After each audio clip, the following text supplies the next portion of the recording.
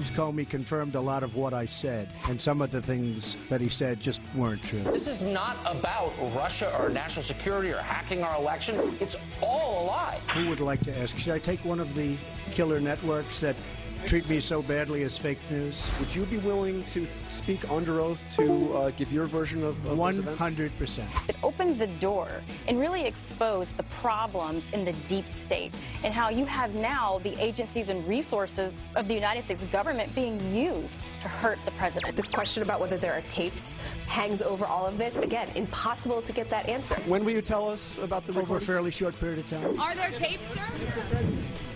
Oh, you're going to be very disappointed when you hear the answer. Don't worry. I'm really glad Donald Trump threatened James Comey with those conversations being taped, because what he had to say changed quite dramatically. The question that these Republicans should be asking the man of Jim Comey under oath is, how many times did you leak information? No collusion, no obstruction.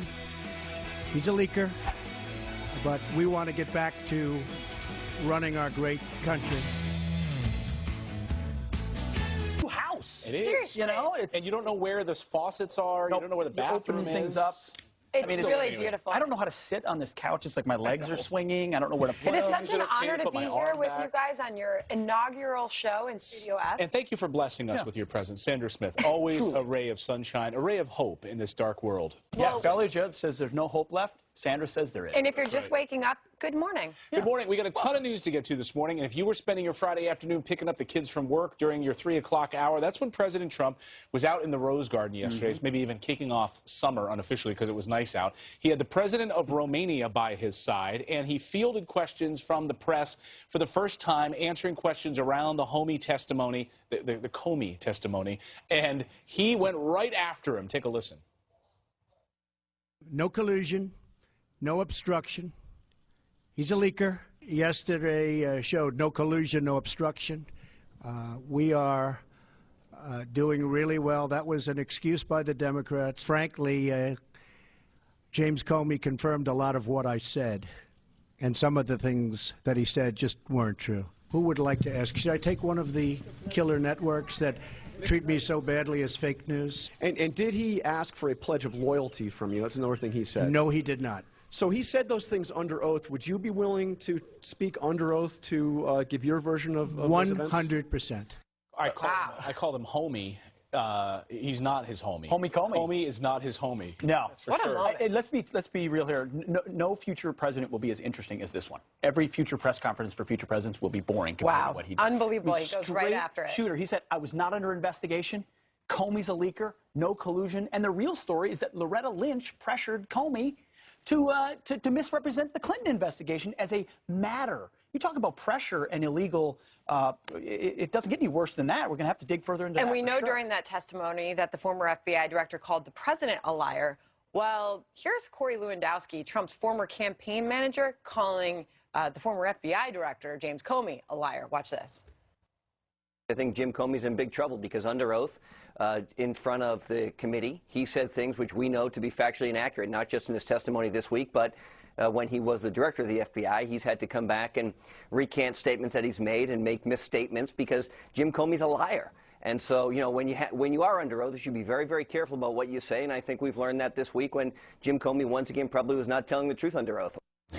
When Chris Matthews himself admits that the Russian collusion narrative fell apart with the Comey testimony, you know that it really did fall apart. So, well, but this memo thing continues to be a big issue and a big question. The Senate Judiciary Committee now demanding James Comey's leaker pal, the Professor Richmond, hand over the memos. Right. Ellison Barber live in Washington, D.C. with the very latest on that side of this story. Good morning, Ellison.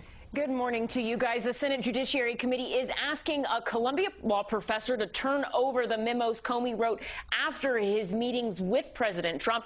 Chairman Chuck Grassley and Ranking Member Dianne Feinstein sent the letter to Daniel C. Rickman and asked that he release the memos to the committee no later than June 9th, writing, quote, Mr. Comey himself has encouraged you to release them.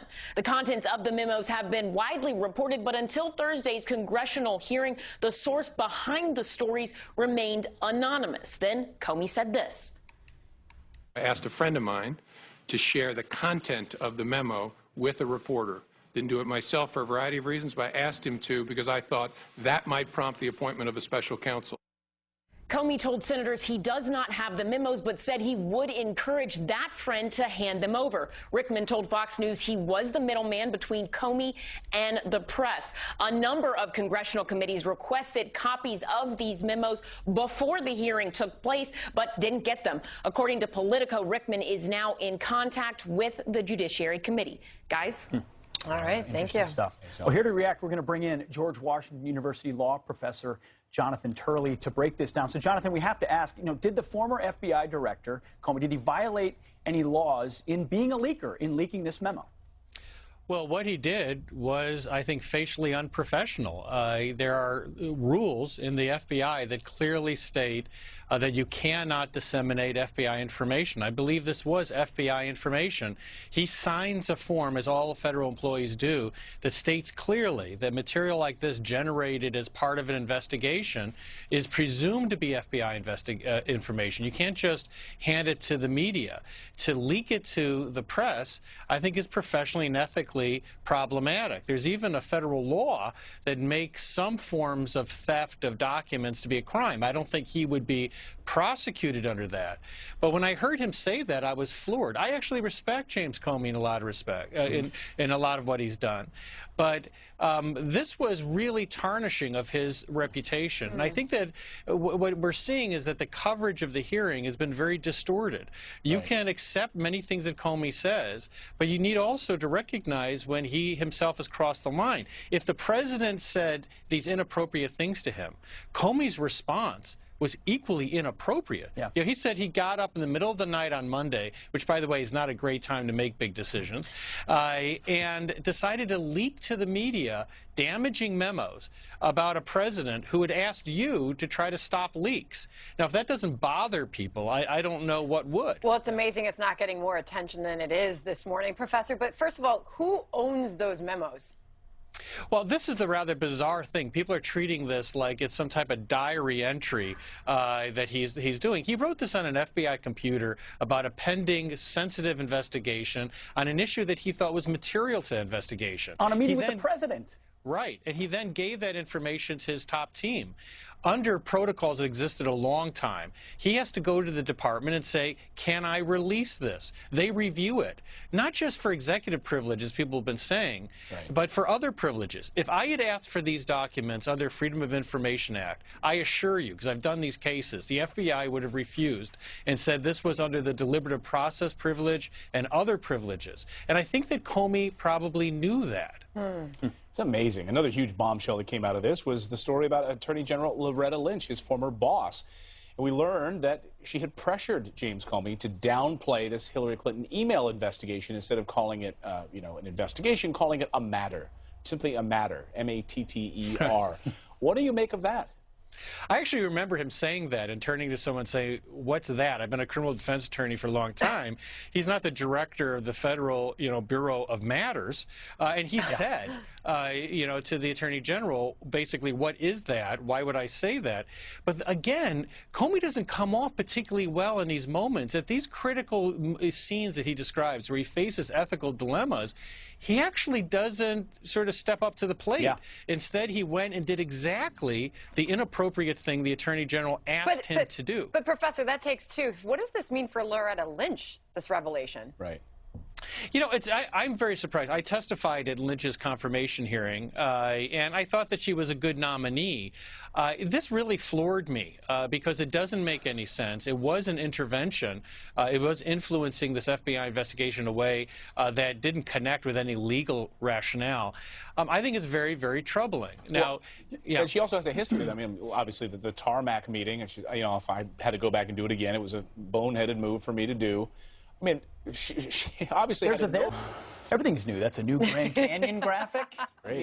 It's all shiny. Oh, look, there's our Twitter handles flying through the sky of the new studio. And I was trying to look. Do you guys have the secret tapes? I'm trying to find the secret tapes. You looking at the tapes? They might be in your jacket, or are you looking? I don't know. Look at jackets or backpack. So the question this morning: are there tapes? It was somebody at the White House, maybe at Trump Tower, recording conversations with President Trump and James Comey. We don't know. The president tweeted about it one night. That's right. A number of weeks ago, when this all started, saying, "Hey, be careful what you say, former Director Comey, because I might have tapes." And so, well, he was asked about it again yesterday at his press conference in the Rose Garden. This is what the president had to say. You seem to be hinting that there are recordings of those conversations. I'm not hinting anything. I'll tell you about it over a very short period of time. When is that? Okay? Okay. Do you have a question here? When will you tell us about the recordings? Over a fairly short period of time. Are there tapes, sir? Oh, you're going to be very disappointed when you hear the answer. Don't worry. Well, and we heard from Katrina Pearson earlier in the hour, or earlier in the show, and she was saying the president always seems to vindicate himself with these types of things, but there are some, even on the right, who are saying that the president may have just thrown this out there to call the bluff of James Comey and of the media. So keep them honest. Ann Coulter has that perspective. Here's what she said on Tucker Carlson last night. I'm really glad Donald Trump threatened James Comey with those conversations being taped, because what he had to say changed quite dramatically once he had to worry that they might have been taped. Everyone forgets this, but when Trump sent out that tweet saying, boy, James Comey better hope that room wasn't taped, when he tweeted that, the big story that Comey was leaking was that Trump had tried to obstruct justice by interfering with an investigation of a crime, and the crime was Michael Flynn contacting the Russians during the transition. I think it's a great point. If the charge was going to be obstruction, if that's what James Comey was going to allege against the president, but then the president said, be careful, there might be tapes, then James Comey has to hew closer to whatever the truth is, and the president believes the truth is, I never tried to obstruct. We just had a conversation that he's now misrepresenting. Well, and we know from James Comey's testimony that he woke up in the middle of the night in a cold sweat and realized after he heard that about the tweet with there might be secret tapes, I better get my memos out to my friend. And that's when he said he went to his friend with the memo to release them. So then we're left wondering what is about to be revealed by the president, because as you just heard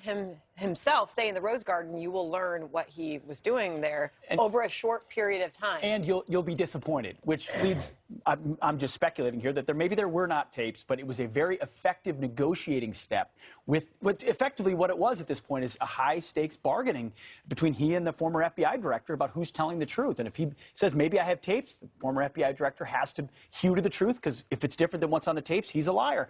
It's a good move, and will be interesting to see in the next couple of days what comes out. So the tapes are not in your pocket? They're not in my pocket. No, if anyone has. And by the way, who's using tape anymore? That's what I want to know. They're tapes? They're using cassette tapes? I'd like to know that. All right, still ahead on the show, Jerry Seinfeld is asking the hard-hitting question that no one else will. What's the deal with the Kardashians? That's pretty much how he says it. Plus, even the mainstream media is starting to doubt the Russia collusion story. Is this the end of the left's narrative for good? We'll debate that next. That's like our crane shot from outer space out there. Welcome back to Fox and Friends. Some quick headlines for you. Brand new photos showing the moment a Russian jet taunts a U.S. aircraft. Look how close that is. Training exercises happen. This is when it all unfolded. The Russian Su-27 flanker caught on camera flying just feet away before peeling off over the Baltic Sea yesterday. The Department of Defense claims the intercept was safe. Not a big problem. And the Navy searching at this hour after a sailor disappears off the coast of Japan. The sailor, who has not been identified yet, was aboard the USS Shiloh. And the missile cruiser was last seen operating in the Philippine Sea, 180 miles east of Okinawa Island on Thursday. And story number 3 for you, third headline of the morning. The Air Force is grounding these F-35 fighter jets over unsafe conditions. Pilots flying the world's most expensive weapon systems say their oxygen stopped working. Nearly 50 aircrafts at Luke Air Force Base in Arizona have been affected by the temporary stand-down order. Pete, over to you. There's some cool new screens there, Clayton. All right, after hearing former FBI Director Comey's testimony, even some in the left-stream mainstream media, they're doubting the Russian collusion theory. Listen. The assumption of the critics of the president, of his pursuers, you might say, is that somewhere along the line in the last year, the president had something to do with colluding with the Russians. And yet what came apart this morning was that theory. Comey said that basically Flynn wasn't central to the Russia investigation. So, as Chris Matthews suggests, does this completely destroy the left's entire narrative? Here to debate, journalist and radio talk show host Jamila Bey and radio talk show host and Fox News contributor David Webb. So, Jamila, I go to you first. Does this, the admission by Chris Matthews and others in the mainstream media that this narrative is gone, does that prove there's nothing there? No, absolutely not. As Director Comey himself repeatedly stated, this isn't something he could disclose in an open session. The investigation absolutely needs to be more ongoing. We need to find out, what do we know? Last July, Donald Trump said, Russia, can you help us find those 30,000 emails? Remember that? We don't know what Comey was looking at. We don't know what intelligence the FBI actually does have. We do know that he said Flynn wasn't central to that, but there are way too many things we have no idea about. Well, Director Comey also said that President Trump was not the focus of the investigation. David, before I go to you, I want to read something that Director Comey included in his written testimony about this. He said, and I quote, "The president went on to say that if there were some satellite associates of his, inside the Trump campaign or outside, who did something wrong, it would be good to find that out. But that he hadn't done anything wrong and hoped I would find a way to get it out there that we weren't investigating him." Of course, the one thing that didn't leak was that the FBI was never actually investigating President Trump. Right, and Pete, look at the desperation by the Democrats, as evidenced by Jamila needing to reach back to a campaign trail joke to make a point. The fact is, Chris Matthews has something, whether he intended to or not, in that they are unable to substantiate the story. No evidence is proven. We've seen that the actual evidence of potential obstruction under 18 U.S.C. 4 is when Loretta Lynch asked for the Clinton investigation to be classified a matter, and James Comey took action, and obstruction requires action. So look at it for what it is. The president has not been found guilty of anything. The Democrats have convicted him in the court of public opinion, but they have no other play. Obstruction is their only play. They have no other story to go with. They have no policies to put on the table. And rather than dealing with issues of infrastructure where Democrats would typically be on board, the unions have left them to go along with the president. And centrists in Michigan, Wisconsin, other areas of the country, Ohio, what are they doing? They're going with a president that says we need to fix the issues and the security issues in this country. Jamila, I mean, the word obstruction is used specifically because they want to get to impeachment. What evidence at all have you seen yet that there was any collusion? I mean, where does this lead? Well, collusion is absolutely not a legal term. So sure. we're talking about, was there anything criminal? Was there anything Have you seen evidence? Actionable? Have I personally? Absolutely not. I've not been in those closed session meetings. I and most of America only got to see what Director Comey was able to put forth in open session, not classifying, or forgive me, not referring to any classified documents that we don't know exist as average American citizens. This investigation, in order to preserve this union, in order to preserve this democracy, must absolutely go on. If Russia interfered with the business of America, doing Americans' business, that is a dangerous thing. Of course, that we they've don't looked at, know but that. David, we we got to don't know that yet. Oh, David, last word. 7+ months of doing this, they've found nothing. If there was something in closed-door hearings, it would have actually progressed beyond that. There would have been possibly a grand jury impaneled.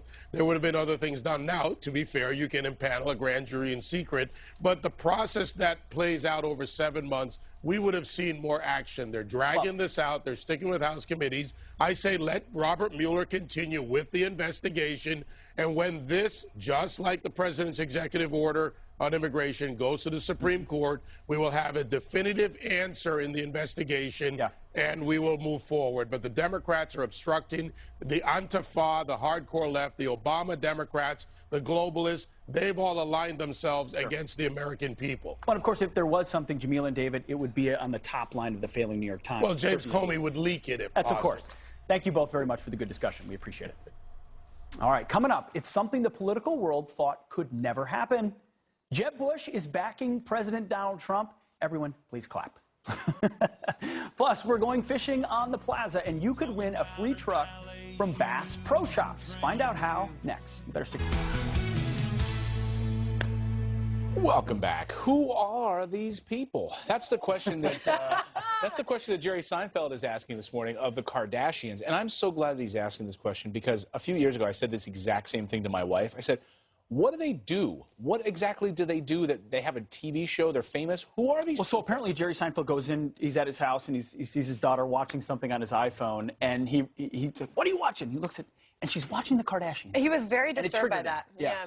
Yeah, so he basically asked the question many people ask themselves, who are these people? He writes, for someone who for their whole life, television was in television for their whole life, I'm sorry, was the Olympics of being a comedian, it was only for the very best. You had to have everything.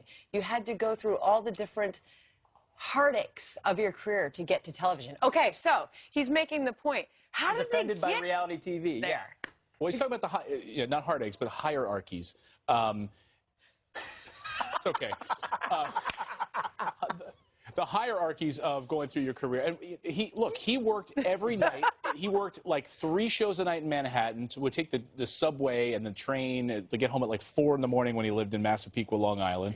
And he worked tirelessly when you got on the Tonight Show with Johnny Carson. Can I just take issue with this? Now. Because look, we're showing video of them. I think she's got a little something on her lip there. Or is that, okay. They're eating soup. They sit around, as many families do, and they talk about nothing. I think they're on not always wearing things like this, but they need to get dressed. Isn't that what his sitcom was about? About nothing? Yeah, but that's the brilliance of it. But he went perfectly crafted and sophisticated in its nothingness. Exactly. Whereas this is nothingness. Right. Somebody else take this because I botched the last one. Yeah, heartaches. All right, he said, so I'm offended by reality television on many levels. Yeah. And that show, of course, is the premier example of reality television. These people are not doing anything interesting. I lost my temper with that one. So he did. He lost his temper on his daughter saying, why are you watching this? I do the same thing with video games with my kids. Because they'll be like, Dad, I won. I'm like, what'd you win? You won. You turn it off. What do you have? You got nothing. Oh, you won nothing in the digital world. No, you might have won a coin, or you might have gotten past and beat Bowser on level 8 of Super Mario Brothers. That's a big deal. Well, when you turn it off, where's Bowser? Have you beat Zelda? I have not beat Zelda. I did play a lot of Zelda as a kid, though. So Jerry Seinfeld taking on the Kardashians. It's about time. It's taking on like the nothingness of a culture that elevates the Kardashians. No, seriously, it's such a great point. They're just sitting around having soup. Jerry Seinfeld, the gift. Let us know your thoughts. Tweet us. Go on Facebook. Friends@foxnews.com. What do you think of the Kardashians? All right, we're going to turn now to your headlines this morning. Montana Representative-elect Greg Gianforte will plead guilty to attacking a reporter. Sick and tired of you guys. The last night you came in here, you did the same thing. Get the hell out of here. Well, that incident taking place last month, the day before the special election. Gianforte is expected to enter his plea on Monday. He'll also be sentenced that day. The misdemeanor assault charge carries a maximum 6 months in jail. Well, Bernie Sanders attacking one of President Trump's nominees over his Christian faith. The Vermont senator viciously going after the pick for deputy director of the Office of Management and Budget over his writings concerning Islam. Are you suggesting that all of those people stand condemned? What about Jews? They stand condemned too? Senator, I'm a Christian. I understand you are a Christian, but this country is made up of people who are not just. I understand that Christianity is the majority religion, but there are other people who have different religions in this country and around the world. In your judgment, do you think that people who are not Christians are going to be condemned? Thank you for probing on that question. As a Christian, I believe that all individuals are made in the image of God and are worthy of dignity and respect, regardless of their religious beliefs. A petition with more than 30,000 signatures is demanding Sanders apologize for his outburst of religious bigotry. And then Pete Hegseth's been waiting for this one. Yes. Jeb Bush siding with, wait for it, President Trump, saying he doesn't think our commander-in-chief obstructed justice by firing James Comey. Bush asked during a conference at Boston College if he thought the president crossed that legal line. He said this: "No, I don't. But who cares what I think? There is a process underway, and the testimony today is not as relevant to me in that regard as Mr. Special Counsel Robert Mueller's activity." And there you go. That's some good self-reflection. He's back. But no, but nobody cares. Yeah, there you go. go. Please clap. Yeah. But he did say that with a lot One of of the better energy, moments not of all low time. energy. When he said it. Hey, Rick Rakemuth is outside with our friends from Bass Pro Shops. Hey, Rick. Hey, guys, it is the Gone Fishing event. It starts today in stores nationwide, and if you are still looking for the perfect gift for Dad, they have got you covered. Back with more deals is world champion angler Kevin Van Dam. Kevin, welcome. We love when Bass Pro Shops is here, and you guys have amazing deals. T-shirts, let's start off with this. Yeah, so I mean, for $5, you can get this Bass Pro Flag T-shirt. I mean, that's unbelievable. So anything for Dad, we've got at Bass Pro Shops. I like that most of our dads just live in T-shirts. I'm gonna get one for myself. Yeah, exactly. But especially for your little kids, they want something they can afford. We've got all the for their sizes dad. from U sizes on up. That's a good gift. All right, what about the shorts? We got 8-pocket shorts from Redhead. They're 40% off. They're only $14.97. They're really comfortable. They're cool in this hot weather. Perfect for fishing. Right, and if you want your dad to cook up that fish after. There's nothing better than breakfast on a cast iron skillet. These Lodge cast iron skillets, they're pre-seasoned, so it's ready to go right out of the, when you pick it up at the store, you can do some bacon and eggs over a campfire. Awesome way to start the day. I have one of these. 28 bucks, 27 bucks? Yeah, it's $5 off. It's a great deal. All right, you have Seersucker shirts. This is not what I thought a Seersucker shirt It's a was, Hobbs by the way. Creek. They're 100% cotton. They're super comfortable. They're lightweight. They're breathable. $12.50. I thought a Seersucker shirt was that blue and white striped thing that you wore at the Kentucky Derby. There's more than that. I didn't know that. This is what a fisherman calls a seersucker shirt. All right, that's it. All right, and then obviously gift cards. Yeah, Can't I go mean, wrong. The best thing in the world is a Bass Pro gift card. It's my favorite gift to get. So, I'll tell my boys that at home if they're thinking about something for Father's Day. But, they're top rated by Forbes. They're easy to do. You can go right online. You can email one right to somebody in just a matter of seconds. You can stop in the store and pick them up. Bass Pro gift card is the greatest gift ever because they have everything. They don't lose value over time, right? Never. Nope. They never. No, it's the #1 gift card there is. All right. Awesome. All right. The Gone Fishing event at Bass Pro Shops right now. More deals coming up, and we've got some Boy Scouts here who will. Yeah, we're looking forward to it. The we're Boy gonna be Scouts, talking they're to ready to next go. hour. That's awesome. Kevin Van Dam, thank you very much. Guys, send it back to you in time. Rick, while it's typically that light blue and pink, white seersucker, it's the texture of the fabric that makes it seersucker, to be clear. I had no idea. That makes sense. He's a connoisseur. Lovely So it's not the seersucker. stripe. They're nice. Just the It texture. can be, but it's defined by the actual texture. So it's almost like the a up and down raised like fabric. like a corduroy. Okay, moving on. More patterns on the other side. Coming up, she said she wanted to burn the White House down, and she leaked top secret government intel. How does this happen, and how many more of her are out there? Plus, Geraldo Rivera says James Comey's testimony did not lay a glove on President Trump. He's live with us at the top of the hour. Martha Stewart's Fabric Show. We'll be right back. Don't hit it.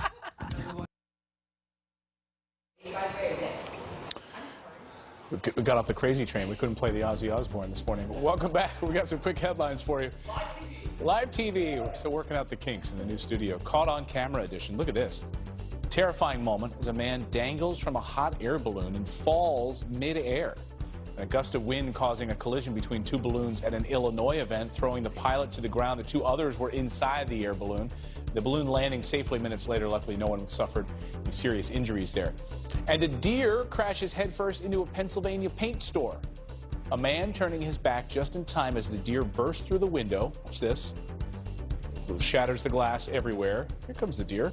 Surveillance video shows the stunned young buck sliding through the store, trying to find a way out. Picked up some toiletries on his way out. Oh! The deer finally making its way to the exit, walking himself out. Workers say he appeared that he was okay. He wasn't injured. Sandra, Pete? Wow. All right, Clayton, thank you. Good moves. All right, well, an accused NSA leaker reality winner, that's the name, wrote in a journal that she wanted to burn the White House down and slammed President Trump on social media. Yet she still was able to get top secret security clearance. How does this happen, and how many more like her are within our national security apparatus? Washington attorney Mark Zaid has represented whistleblowers and says Winner is not one. She's not a whistleblower. She's a criminal. He joins us now. Good morning, Mark. So give us a sense of why she is not a whistleblower and what she has actually done. Well, frankly, to blow the whistle from a legal standpoint, you got to be exposing waste, fraud, abuse, mismanagement, more importantly, unlawful conduct. And what she allegedly released does nothing of the sort. What it does is reveal the intelligence operations of our government and how they're trying to explore and expose what the Russians were doing last year. You know, Mark, you make a really interesting point, and you say that this sends a warning shot to would-be leakers in the Trump era. Yeah, well, the worst thing that happens is every time there is a classified leak like this, and it doesn't make a difference in whose administration, but the U.S. government reacts poorly. What they do is spread a wide net because they're trying to prevent the next Edward Snowden, the next reality winner, and they don't do a good job at it. So, frankly, they don't mind killing a few dolphins in order to catch all the tuna. So everyone who's innocent gets caught, and all the legitimate whistleblowers who want to go forward go, you know what? It's not worth it. I don't want to deal with the risk of being retaliated against. Well, Mark, her name is Reality Winners, but online she goes as Sarah Winners. And these are a few tweets that she's sent out. So it's not just a private position she's had. She said these things publicly. Well, people suck. Hashtag election night. So presumably talking about President Trump winning.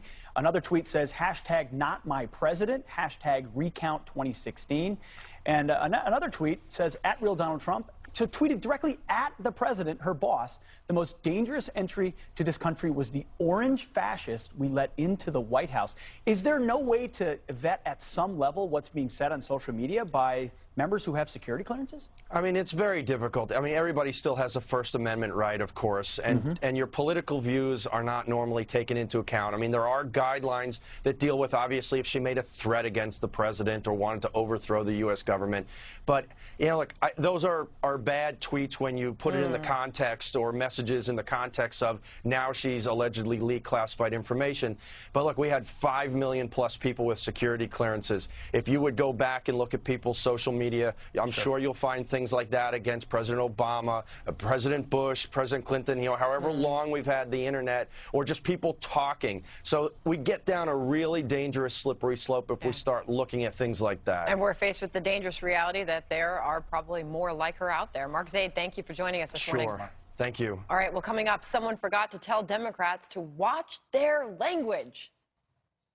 Has he kept any of these promises? No. No. All right, well, you can all fill in the blank there. When will the Democrats clean up those potty mouths? And that didn't take long. Jim Comey offered millions to spill all the dirty details on Hillary Clinton and President Donald Trump, all in a tell-all book. Shocker. Stick around.